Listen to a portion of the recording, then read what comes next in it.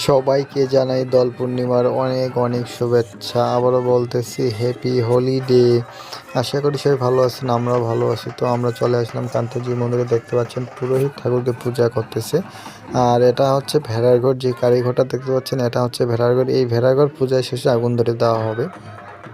এটাকেই বলা হয় ভেড়ার ঘরে আগুন মানে দেওয়া হয়। দেখতে পাচ্ছেন আগুন দেওয়া হয়েছে। তো দেখতে পাচ্ছেন এখানে অনেক ভক্তবিন্দুর সমাগম। যাই হোক, অনেক দূর দূরান্ত থেকে অনেক ভক্তবিন্দু দেখার জন্য আসছি এই পূজা।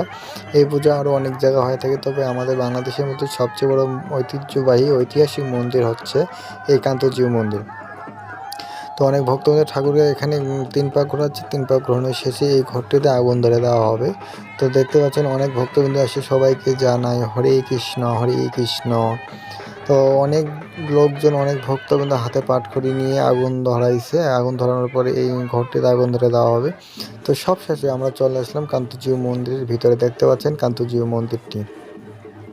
এখানে অনেক ভক্তবৃন্দ আসছে ঠাকুর দর্শন করার জন্য। এখানে পূজা অর্চনা শেষে ঠাকুরকে নিয়ে আসলে কান্তজিউ মন্দিরের ভিতরে। সবাইকে জানাই হরে কৃষ্ণ, গুড নাইট, সবাই ভালো থাকবেন।